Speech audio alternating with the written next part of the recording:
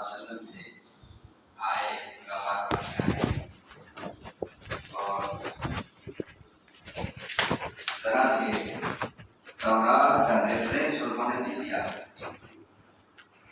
ان کے ہاتھ میں حضرت عمر کے ہاتھ میں تورات اور اس کا ریفرنس دیا تو آپ صلی اللہ علیہ وسلم کے چہرے پر غصے کے آثار آئے اور کہا کہ اگر آج موسیٰ حیات ہوتے تو وہ بھی میری اتباع کرتے، وہ بھی میری اتباع کرتے. یعنی مطلب یہ ہے کہ اللہ تعالیٰ نے مجھے خاتم النبیین بنایا ہے. اب یہ تمہیں قرآن مل چکا ہے اور اس قرآن کو اللہ تعالیٰ نے ایک اس کی جو صفت بتائی ہے وہ کیا صفت ہے؟ فرمایا المہیمن، یہ قرآن کی صفت بتائی. مہیمن کے معنی نگہبان کیا ہے، مہیمن کے معنی محافظ کیا ہے. قائد کا نگہبان ہے قرآن قائد کا محافظ ہے. دو باتیں جو پچھلی امتوں نے ان کی کتابوں کے اندر تحریفات کر دی، چینجز کر دی، انٹرپریشنز کر دیے، یہ قرآن مجید صحیح حوالے دیتا ہے. جو انہوں نے بے ایمانیاں اور خیانتیں کی ہیں ان پر بھی یہ نگراں ہے. وہ بتاتا ہے کہ نہیں یہ صحیح بات ہے، یہ صحیح بات ہے، یہ صحیح بات ہے. اور جو انہوں نے بے ایمانی خیانت کی ہیں وہ سب غلط ہے. تو اس معنی میں گویا کہ یہ پچھلی کتابوں کا بھی مہیمن ہے، پچھلی کتابوں کا، ان کے مضامین کا، ان کے صحیح مضامین کا یہ نگہبان ہے، یہ محافظ. اور دوسرا اس معنی میں بھی کہ جو اس کو پڑھتا ہے، اس کا ریڈر سے بڑھ کر جو فالوور بنتا ہے تو اللہ اس پہ عمل کرنے کے سبب سے اس کے ایمان کی بھی حفاظت کرتے ہیں اس قرآن کے ذریعے، اور اس کو تکلیفوں اور پریشانیوں سے اور مسائل سے اور آفتوں سے محفوظ رکھتے ہیں. تو اس معنی میں بھی یہ مہیمن ہے. تو حضرت عمر نے یہ جملہ کہا اور حضرت اللہ کے نبی صلی اللہ علیہ وسلم نے یہ جملہ کہا. حضرت عمر نے دیکھا کہ غصہ کا کچھ آثار ہے تو فوراً آپ نے کہا رضیت باللہ ربا وبالاسلام دینا وبمحمد صلی اللہ علیہ وسلم نبیا ورسولا. میں اللہ سے راضی ہوا اپنا رب مان کر، اور میں رسول سے راضی ہوا اپنا رسول مان کر، اور میں دین اسلام سے راضی ہوا اپنا مذہب اسلام مان کر. تو صحابہ اس بات کا بہت خیال رکھتے تھے. اللہ کے نبی صلی اللہ علیہ وسلم کو ذرا سے بھی دیکھتے تھے کہ آپ کو ہمارے جملے سے اگر کوئی تکلیف ہوئی یا کچھ اس طرح کی بات ہوئی تو فوراً وہ معافی مانگ لیتے تھے، فوراً اپنی اصلاح کر لیتے تھے. ایک صحابی جو ہیں ان کی بہن کو ان کے شوہر یعنی بہنوئی نے طلاق دے دی. طلاق اب وہ صاحب جو ہے ان کو پچھتاوا ہوا، انہوں نے رجوع کرنے کا ارادہ کیا،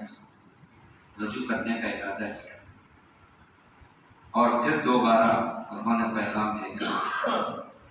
تو بھائی نے کہا کہ اب تو میں ایسا نہیں کروں گا، میں نے تمہارے ساتھ ایسا کیا، یہ احسان کیا اور تم نے یہ صلہ دیا میری بہن. اور ان کو انہوں نے کمینہ وغیرہ کے الفاظ بول دیے. آیت اتری وَإِذَا طَلَّقْتُمُ النِّسَاءَ فَبَلَغْنَ أَجَلَهُنَّ فَلَا تَعْضُلُوهُنَّ أَن يَنكِحْنَ أَزْوَاجَهُنَّ إِذَا تَرَاضَوْا بَيْنَهُم بِالْمَعْرُوفِ. جب وہ دونوں آپس میں اگر راضی ہیں اور چاہ رہے ہیں پھر دوبارہ رجوع کرنا، ابھی طلاق رجعی ہے اور پھر دونوں رجوع کرنا چاہ رہے ہیں تو بالکل خبردار نہیں، روکنا ہو. جی اللہ کے نبی صلی اللہ علیہ وسلم نے اپنا ایک نمائندہ یہ آیت، یہ اللہ کا فرمان دے کر بھیجا. جیسے ہی ان کو یہ خبر ملی کہ یہ اللہ کا فرمان ہے اور یہ رسول کا میرے حکم ہے، ان کی مرضی ہے، تو فوراً آئے اور کہا کہ اللہ کے نبی میں اللہ کے اس فرمان کو اور آپ کے اس حکم کو مانتا ہوں اور اپنی غلطی پر میں پشیمان ہوں. جو کہا تھا وہ الفاظ بھی انہوں نے واپس لیے، معافی مانگی اور پھر اپنی بہن کا عقد کر دیا. تو یہ ہے صحابہ اللہ کے نبی صلی اللہ علیہ وسلم کی محبت کے ساتھ ساتھ ان کی خوشی کا بھی خیال رکھتے تھے۔ ہم لوگ محبت کے تو بہت دعوے کرتے ہیں لیکن نبی کی خوشی کا خیال نہیں رکھتے۔ اپنی خوشیوں کا تو خیال ہمیں خوب ہے لیکن نبی کی خوشیوں کا خیال ہمیں کم ہے۔ دوسری ایک بات اور ہے، اپنی راحتوں کا تو خیال ہم خوب رکھتے ہیں لیکن نبی کی راحت کا خیال ہم نہیں رکھتے۔ ہماری بدعمالیوں سے اللہ کے نبی کو تکلیف ہوتی ہے، اللہ کہہ رہا ہے، قرآن میں اس کا ثبوت ہے۔ اب ہماری بدعمالیوں سے بھی تکلیف ہوتی ہے، اور کافر اور مشرک جو کفر اور شرک کی باتیں کرتے ہیں اس سے بھی نبی کو تکلیف ہوتی ہے۔ قرآن کہہ رہا ہے لَقَدْ جَاءَكُمْ رَسُولٌ مِّنْ أَنفُسِكُمْ عَزِيزٌ عَلَيْهِ مَا عَنِتُّمْ حَرِيصٌ عَلَيْكُمْ بِالْمُؤْمِنِينَ رَءُوفٌ رَحِيمٌ۔ تمہارے پاس تمہیں میں سے ایک ایسے رسول آئے ہیں، ان کی شان یہ ہے کہ جو مصیبتیں تمہیں پہنچتی ہیں اس پر انہیں تکلیف ہوتی ہے، غم ہوتا ہے۔ عزیز علیہ ما عنتم، گرا گزرتا ہے ان پر جو مصیبتیں تکلیفیں تمہیں پہنچتی ہیں۔ حریص علیکم بالمؤمنین رؤوف، تمہارے لیے بڑے حریص، بڑے تمنائی، بڑے متمنی ہیں کہ تم سب جنت میں چلے جاؤ، اور مومنوں پر تو بڑے نرم دل ہیں، بڑے مہربان ہیں۔ تو یہ مسلمانوں کے اوپر تکلیفوں کا بھی غم ہوتا ہے، ان کے عمل کا اگر کوئی خلاف ہو تو اس کا بھی آپ کو ہوتا ہے، اور اسی طرح کافروں کے کفر اور شرک کا بھی آپ کو غم ہوتا ہے۔ لا يحزنك الذين يسارعون في الكفر، اس سے ثابت ہے لعلك باخع نفسك الا يكونوا مؤمنين، سے یہ بات ثابت ہے۔ اے نبی، یہ کافر جو کفریہ باتیں کر رہے ہیں اور جو کفر میں تیزیاں دکھا رہے ہیں، یہ غم زدہ نہ کریں آپ۔ تو ہم اس بات کا بھی خیال رکھیں کہ ہمارے اعمال ایسے نہ ہوں کہ نبی کو تکلیف ہو، تو نبی کی خوشی کا بھی خیال رکھیں اور نبی کی راحت کا بھی خیال رکھیں۔ اور یہ سب کب ہوگا؟ جب محبت کے ساتھ ساتھ اطاعت ہوگی، اور اطاعت اس وقت ہونا جب کہ دل نہیں چاہ رہا، اس وقت اطاعت ہونا۔ دل چاہنے میں تو سبھی کرتے ہیں، نارمل حالات میں تو سبھی کرتے ہیں، دل نہیں چاہ رہا اس وقت ماننا۔ یہ صحابی جو ہیں ان کا دل نہیں چاہ رہا تھا، انا بیچ میں آ گئی تھی کہ میں پھر دوبارہ اپنی بہن کا پھر کر دوں، بالکل نہیں کروں گا، لیکن جب بات آ گئی سامنے نبی کی، اللہ کی، تو پھر اپنی انا کو فنا کرا، انہوں نے یہ عمل کیا۔ حضرت ابوبکر صدیق اپنے خلیل بھائی مصطح کو خرچ دیا کرتے تھے، وہ غریب تھے تو ان پر خرچ کیا کرتے تھے، دیا کرتے تھے، لیکن جب معلوم ہوا کہ یہ میری بیٹی کے حضرت اما جان عائشہ رضی اللہ عنہا پر جو منافقین نے جھوٹی تہمت لگائی تھی اور غلط پروپیگنڈا کیا تھا، تو اس کا وہ بھی شکار ہو گئے تھے، وہ بھی اس میں شریک ہو گئے تھے۔ تو ظاہر ہوتا ہے، فطری بات ہے کہ میں تو یہ ساتھی پر احسان کر رہا ہوں اور اس نے میرے ساتھ یہ عمل کیا، میری بچی کے ساتھ، میری بیٹی کے ساتھ، فطری بات کی، اور انہوں نے روک دیا، جو خرچ دیتے تھے وہ روک دیا، کیونکہ جب برات ان کی اتر آئی، اللہ نے جب حضرت اما جان کی برات آسمان سے بے گناہی ثابت کر دی اور وہ اس پر آیتیں اتر آئی، تو اب انہوں نے طے کیا کہ اب نہیں دیں گے۔ اللہ تعالیٰ نے آیت اتاری، اللہ نے آیت اتاری کہ دیکھو لا يأتل أولو الفضل منكم أن يؤتوا أولي القربى والمساكين والمهاجرين في سبيل الله وليعفوا وليصفحوا ألا تحبون أن يغفر الله لكم والله غفور رحيم۔ کیا انداز ہے، کیا انداز ہے اللہ تعالیٰ کا ایمان والوں سے کہ دیکھو تم میں جو مال والے ہیں وہ ایسے قسمیں نہ کھائیں کہ جو مسکین ہیں، جو ضرورت مند ہیں، کہ ان پر خرچ نہیں کریں گے، ایسے قسمیں نہیں کھائے گئے۔ درگزر کرو، معاف کرو۔ کیا تم نہیں چاہتے کہ اللہ تمہیں معاف کر دے، اللہ تمہاری درگزر کرے؟ تم زمانے والوں کو، تم زمین والوں کو معاف کرو گے، آسمان والا تمہیں معاف کرے گا۔ درگزر سے کام لو۔ جیسے ہی یہ اللہ کا فرمان سامنے آیا اور اللہ کے نبی صلی اللہ علیہ وسلم کی زبان گرامی سے یہ بات سنی، تو پھر جتنا دیتے تھے اور اس میں اضافہ کر دیا۔ تو یہ کئی مثالیں ایسی ہیں صحابہ کی کہ ہر وقت اللہ اور اس کے رسول کی مرضیات کا وہ خیال رکھتے تھے. محبتیں بھی تھیں اور محبتوں کے ساتھ ساتھ اطاعت بھی تھی. تکلیف نہیں ہونا، راحت ہی راحت ہونا. آج ہم اپنی راحت کا تو خیال کرتے ہیں، اپنی خوشی کا خیال کرتے ہیں، لیکن ہماری بہت سی خوشیاں ایسی ہوتی ہیں کہ ان خوشیوں میں نبی کا غم ہوتا ہے. ہماری بہت سی خوشیوں کے کام ایسے ہوتے ہیں کہ جو نبی کی، جس میں نافرمانی ہو رہی ہے، اللہ کی نافرمانی ہو رہی ہے، ہم اس کا خیال ہی نہیں رکھتے. ون سائیڈڈ بات ہوتی ہے. اگر تم مومن ہو اور دعویٰ کرتے ہو عشق رسول کا، اور تم کلمہ پڑھتے ہو لا الہ الا اللہ محمد رسول اللہ، تو اس ایمان کا یہ تقاضا ہے کہ تم اپنی خوشیوں کے ساتھ نبی کی خوشی کا بھی خیال رکھو اور اس کو ترجیح دو، اس کو ترجیح دو. کیونکہ اللہ نے فرمایا نبی کا مومنین سے جو رشتہ ہے وہ کیا کہا؟ النبی اولا بالمؤمنین من انفسہم وازواجہ امہاتہم. کیا مقام ہے تمہارا؟ پہچانو.